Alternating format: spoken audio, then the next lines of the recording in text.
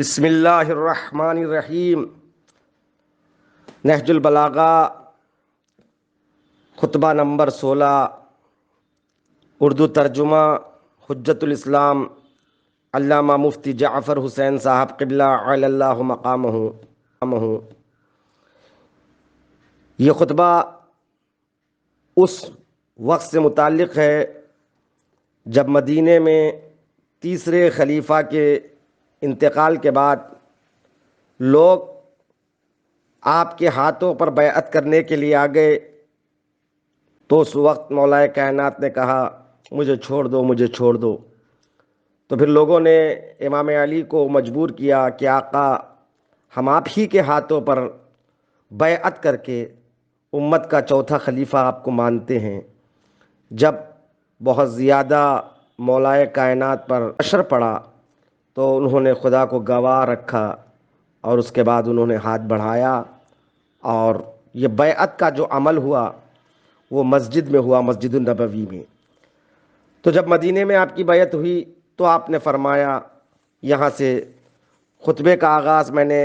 عرض کیا کہ جتنے خطبات یہاں پر نہج البلاغہ میں جمع کیے ہیں یہ مولا کے کلام کا انتخاب ہے۔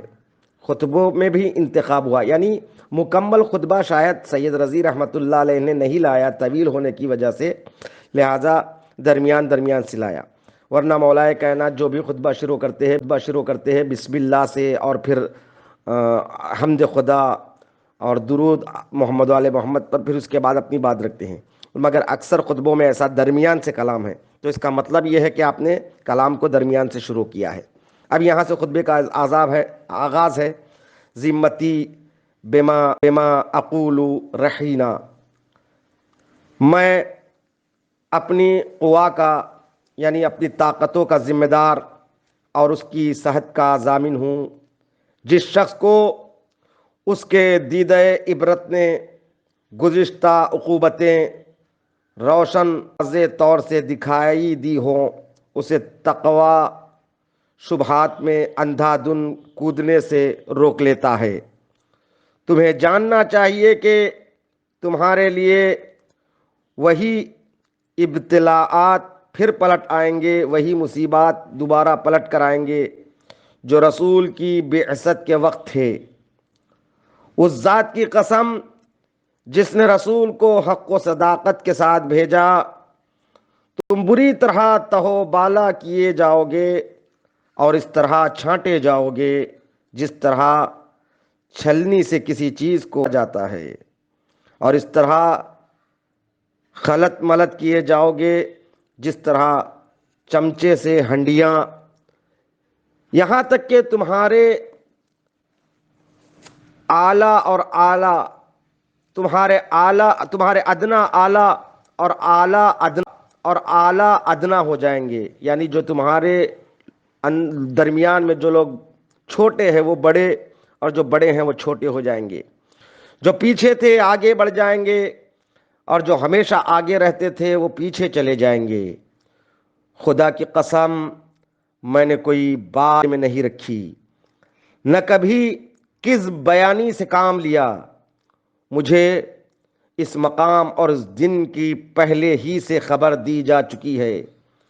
معلوم ہونا چاہیے کہ گناہ ان سرکش گھوڑوں کی طرح ہیں جن پر ان کے سواروں کو سوار کر دیا گیا ہو، اور باگیں بھی ان کے اتار دی گئی ہوں، اور وہ لے جا کر انہیں دوزخ میں پھاند پڑیں، اور تقوی رام کی ہوئی سواریوں کی مانند ہے جس پر ان کے سواروں کو رسوا کیا گیا ہو، جس کو سواروں کو سوار کیا گیا ہو، اس طرح کے باغیں ان کے ہاتھ میں دی گئی ہوں، اور انہیں بااطمینان لے جا کر جنت میں اتار دیں۔ ایک حق ہوتا ہے اور ایک باطل، اور کچھ حق والے ہوتے ہیں کچھ باطل والے۔ اب اگر باطل زیادہ ہو گیا تو یہ پہلے بھی بہت ہوتا رہا ہے، اور اگر حق کم ہو گیا تو بسا اوقات ایسا ہوا ہے، اور بہت ممکن ہے کہ اس کے بعد باطل پر چھا جائے، اگرچہ ایسا کم ہوتا ہے کہ کوئی چیز پیچھے ہٹ کر آگے بڑھے۔ یہاں تک یہ خطبہ ہے، یہاں سے علامہ سید رضی علیہ الرحمہ فرماتے ہیں کہ اس مختصر سے کلام میں واقعی خوبیوں کے اتنے مقام ہیں کہ احساس خوبی کا اس کے تمام گوشوں کو پا نہیں سکتا، اور اس کلام سے حیرت و استعجاب کا حصہ پسندگی کی مقدار سے زیادہ ہوتا ہے۔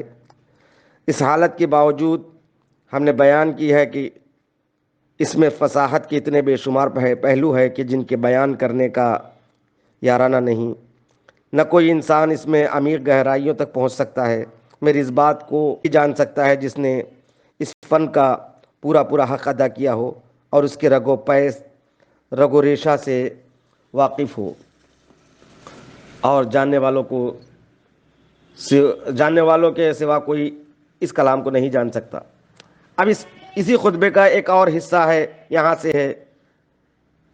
من هذه الخطبہ رجا و مقصر فی النار، جس کے پیش نظر دوزخ و جنت ہو۔ اسی کلام کا حصہ ہے جو گزشتہ، جس کے پیش نظر دوزخ و جنت ہو، اس کی نظر کسی اور طرف نہیں اٹھ سکتی۔ جو تیز قدم دوڑنے والا ہے وہ نجات یافتہ ہے، جو طلبگار ہو مگر سست رفتار،